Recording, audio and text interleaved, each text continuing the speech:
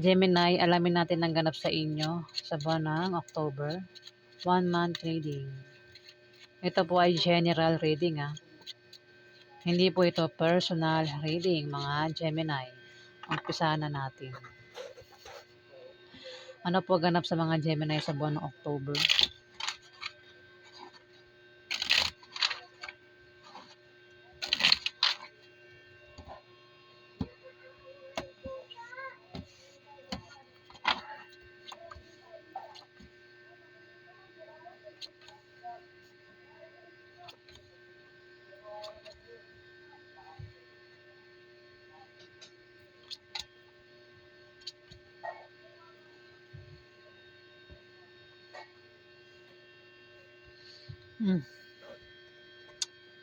Gemini, may tao dito ang pwedeng nagkaka-interes sa'yo o ikaw yung nagkaka-interes sa kanya. Isang lalaki na Aries, Leo, Sagittarius. Kung babae kang Gemini, pwedeng ito ay may gusto sa'yo o ikaw yung may gusto sa kanya. Sa buwan ng October ito. Pwede rin yan ay mismong asawa mo, maniligaw mo, Gemini, o boyfriend mo ito. May blessing na paparating sa buwan ng October. Pwedeng siya ay makatanggap o ikaw ng blessing. Pwedeng pera, pagkain o gamit yung matanggap sa buwan ng October kasi mukhang magkakaproblema. Pero may tutulong dito. Ayan, Gemini. Pag-ano muna tayo Sige. Mukhang magkakaroon ng away sa buwan ng October, Gemini. Kung mapaaway ka, ingat ka raw sa iyong pagsasalita na makaiwas ka sa malalang argumento. At ang mga iwasan mo rin yung demandahan sa inyo na mga kaaway mo. Ikaw ito, isa kang babaeng Gemini. Ito, may lalaki ditong Aries, Leo, Sagittarius. Mukhang makaaway mo yata, Gemini, itong asawa mo. Kung yan ay asawa mo. Kung sino pa itong Aries, Leo, Sagittarius, pwede siya makaaway mo. Pwede rin makaaway mo ay hindi mo kaano-ano, kasama mo sa trabaho mo, ito ay kasama mo sa negosyo mo. Gets ba? Ang bilis ng pagkabigkas ko. Ayan. Pwede makaaway mo, Gemini, sa buwan ng October, ulitin ko, yung kasama mo sa negosyo mo o kasama mo sa trabaho mo. Pwedeng ito ay hindi mo kaano-ano na may gusto sa'yo o ikaw yung may gusto sa kanya, Gemini. Pero kung ito ay kaano-ano mo, pwedeng asawa mo, boyfriend mo, Aries, Leo, Sagittarius, pwedeng siya, mag-away kayo sa buwan ng October. Ayan, Gemini. May tao rito, kung magkaroon ng problema sa inyong dalawa, mag-asawa, o itong asawa mo magka-problema sa buwan ng October, may taong tutulong sa kanya. Isang Scorpio, Pisces o Cancer. Lahat ng kasarian, pwedeng babae, lalaki, o maring bakla o tomboy ito. Gemini Ayan, maring makatulong sa kanya.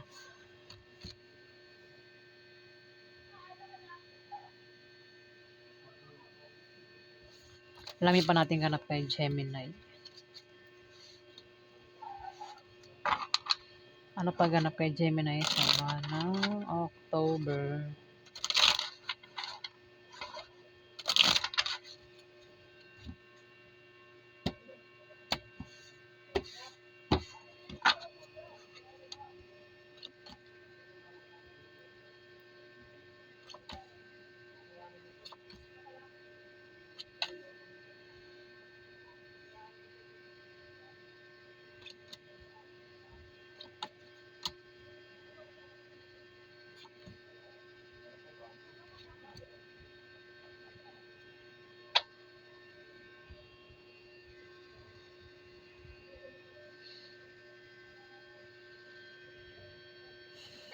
Gemini, may tao dito ang Five of Spades May darating, pwede ikaw, may darating sa inyo na opposition at obstacle pero panandalian lang. Puwedeng yan daw ay mga blessing in disguise na maaaring pagkamalan yung hadlang. Ayan, maging sensitive daw kayo. Ayan, mga Gemini. Kasi yan daw po ay blessing at hindi hadlang. Maaari din naman na kayo ay ma-depress o baka naman asawa niyo ma-depress dito. Sa buwan ng October, puwedeng ikaw o yung asawa mo ma-depress at maging negative ang pananaw niya sa buhay, Gemini. Ingat daw, may taong pinag-iingat dito sa buwan ng October sa misfortune. Pinag-iingat sa misfortune. O kamalasan sa buwan ng October. Kung may negosyo, ingatan ma-bankrupt. Ayan, kasi maaaring ma-bankrupt yung negosyo sa buwan ng October. Ang tinutukoy ko rito ay puwedeng ikaw o itong Scorpio, Pisces o Cancer, babae, Gemini. Ayan, pinag-iingat ng misfortune o kamalasan. At meron ditong Libra, Aquarius o Gemini na, ayan, maaaring ikaw ito. Pero kung hindi ikaw ito, maaaring ito ay Aquarius o Libra. Pero kung ikaw yan, meron ka daw kasama sa trabaho mo, sa negosyo mo, ang hindi mo kasundo sa buwan ng October. Mukhang pwedeng ang kasama mo sa trabaho mo o sa negosyo mo ay member ng pamilya mo o mismong asawa mo o pwedeng kamag-anak mo. Yung nga lang, mukhang magkakaroon ng away sa inyo at posible daw kayong magkahiwalay, Gemini. Kung ayaw nyo raw maghiwalay o magkahiwalay, ingatan mo raw yung paghawak ng relasyon mo sa buwan October. Maaari din daw kayong ma-chismis. Kung ma-chismis kayo, huwag nyo raw pansinin ang chismis, Gemini. Para daw magtulungan kayo, kilalanin nyo daw yung isa't isa. Mukhang hindi nyo kilala yung isa't isa.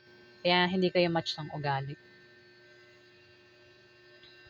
Sa mga Gemini na walang problema sa kanilang asawa, lalo pa raw magiging maligaya ang pagkasama nyo mag-asawa sa buwan ng October. Isa pang meaning nito ay favorable long-term preposition or second chance, particularly in economical sense, mga Gemini. Ten of clubs, kung babasahin ko siya ng pataas, mukhang ang pangit. Kasi tumapat yung Ace of Spades. Pero pag binasa ko siya ng pahalang, maganda yung meaning. Ten of Clubs, ito lang muna babasahin ko. Ikaw daw ay sisortein sa pera sa buwan ng October, Gemini. Kung meron ka negosyo, may paglago. May pag-travel yung iba sa inyo. Maaaring ang dahilan ay kukuha ng pera. Ayan. Pwedeng kukunin nyo yung sahod nyo o baka mag-sideline kayo pero babayaran din kayo agad. Pwede rin naman yung pera ay galing sa negosyo nyo. Basta may tao raw na magbibigay sa inyo ng pera sa buwan ng October, Gemini. At meron daw kayong makikilala sa pagbiyahe nyo ng mga bagong muka, mga bagong kaibigan na makikilala nyo, o mga lalaki na magugustuhan nyo. Ayan, mga lalaki. Pero tumapat yung Ace of Spades. Yung nga lang, pinag-ingat kayo sa kung may pag-travel nga kayo, ingat kayo sa pag-travel, Gemini. Kasi maaari sa pag-travel nyo, malasing kayo sa buwan ng October. O kung anong pwedeng mangyari sa inyo, sa pagbiyahe nyo. Ayan, Gemini, hindi yan pananakot. Pinag-iingat lang daw kayo ng card. Ace of Diamond, may tao dito ang may pagbabagong mangyayari sa kanya sa buwan ng October. Pwedeng masama o mabuti. Pwede rin naman na ang taong ito ay may malaman na balita na patungkol sa pera. Ayan, pwedeng siya ay makaisip mag-apply ng trabaho sa buwan ng October. O ito ay mag-sideline, magtayo ng business, tumaya sa loto, magsugal. Ano pa pwedeng gawin para magkapera? Ayan yung naisip niya eh. Ang tinutukoy ko rito ay pwedeng isang Scorpio, Pisces o Cancer, babae. Ayan. Pwedeng yan ay nanay mo, ate mo, boss mo, ante mo, ah, ate mo, tita mo, ano pa, pwedeng kaibigan mo kung sino pa yan, Gemini. Pwede rin baka asawa mo yan. Baka lalaki kang Gemini, baka may asawa kang Scorpio, Pisces o Cancer, babae. Ayan. Yung alam magkakaroon ng away sa inyo sa buwan ng October. Ayan. Kung ayaw nyo magkahiwalay, yan, ingatan mo raw yung paghawak ng relasyon mo, Gemini. Pwedeng member ng pamilya mo yan o mismong asawa mo, girlfriend mo o girlfriend mo kasi babae. Girlfriend o asawa.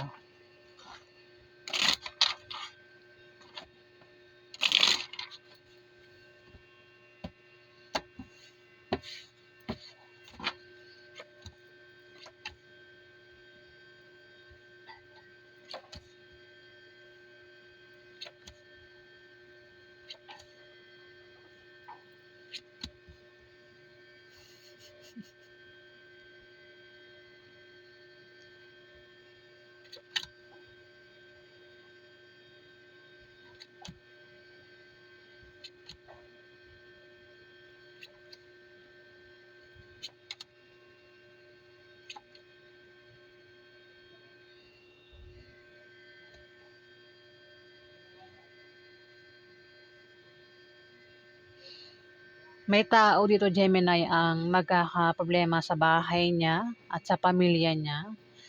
Maaari din ito ay magkaproblema sa pwedeng sa love life, gastusin araw-araw.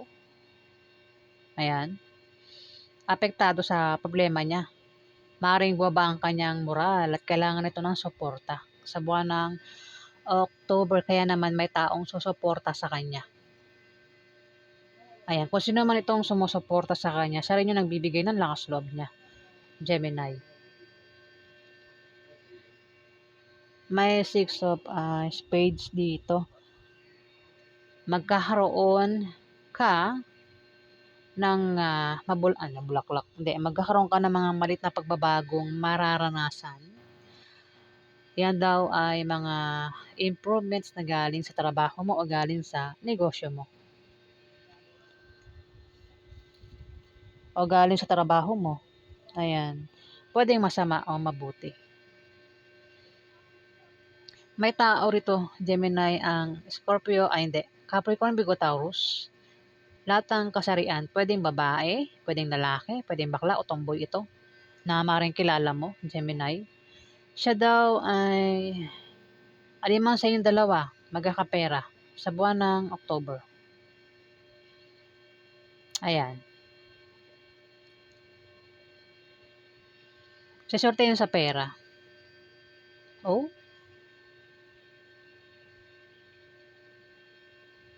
meron ditong tatlo sila dito. May Aries, Leo, Sagittarius na lahat ng puro jack ito eh. Pwedeng isa kang teenager, siguro mga edad mo nasa 20 to 30 plus. Kayo, tatlo. Tatlo ito, pwedeng kasama ka. Isang Capricorn, Virgo, Taurus, isang Scorpio, Pisces, Cancer, at isang Aries, Leo, Sagittarius. Puro jack yan eh. Puro mga teenager ito. At isa ka rin teenager malamang. Isa rito asawa mo. Ang isa rito maring kapatid mo, ka-Gemini. Ang isa naman dito ay pwedeng kamag-anak mo, o pwedeng bilas mo, o kung kaano-ano pa, pwedeng kaibigan mo, Gemini. Pwedeng ito, siguro may usapan silang tatlo patungkol sa pera. Kaya naman ang isa, sa kanilang tatlo ay magkakapera. Kaya may pag-travel ang isa sa kanila para kumuha ng pera.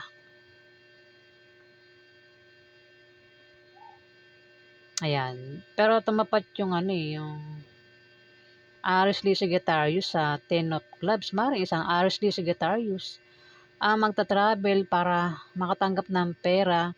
Pwede rin baka utang yan, nakabayad na sa utang, kung inutangan siya, Gemini. Ayan, siya daw ay magkakapera eh. Pwedeng galing sa negosyo, yung pera, o galing sa trabaho niya, sahod niya, o baka magbabayad ng utang ito. O utang, baka yung may umutang sa kanya, bayaran na siya sa buwan ng October. Ayan, basta siya daw ay magkakapera.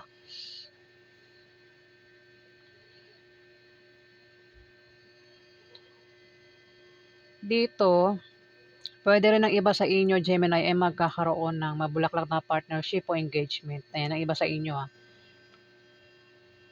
Ten of Diamond. May pagbabago sa kaperahan nyo. Hmm, o may tao rito yung ganyan. Kasi ang daming tao eh. Kaya mismo ako nalilito eh. Pagpahalang, pwedeng ikaw ang tinutukoy. Kung pababa, pag binasa ko pababa, may dalawang tao dito at hindi ka kasali rito, Gemini. Kung pahalang, babasahin ko. Pero sumunod yung third party.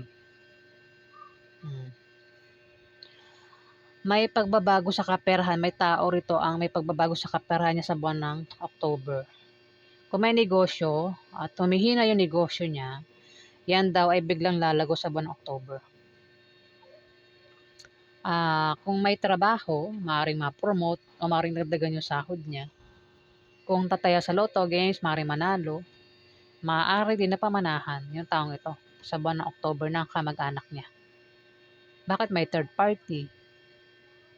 Sumunod yung third party. Ayan, pwede yung third party. Yung tinutukoy ng Ten of Diamond. Pwede rin kung ikaw yan, Gemini, ang tinutukoy ng Ten of Diamond, yung nga lang may third party rito. Ayan, pwede ikaw yung may third party o yung karelasyon mo may third party. Ayan. May tao rito, Gemini, ang bibigyan ka ng problema sa buwan ng October, kaya naman ikaw ay magkakaproblema. Ingat ka sa isang Scorpio, Pisces o Cancer lalaki. O baka naman siya yung magkaproblema sa'yo. Ayan, pwede kasi baliktarin yung mga tauhan dito eh. Pwede rin na, baka nga ikaw ang magbigay ng problema sa kanya. Dito sa Scorpio, Pisces o Cancer na ito, lalaki. Kaya maaaring siya ay magka-problema. Gemini. Ayan, so yan po ang ganap sa inyo, Gemini, sa buwan ng October. Kung nagustuhan nyo ang aking reading, huwag kalimutan mag-like at mag-subscribe. At sa mga subscriber po, maraming salamat po guys. Salamat.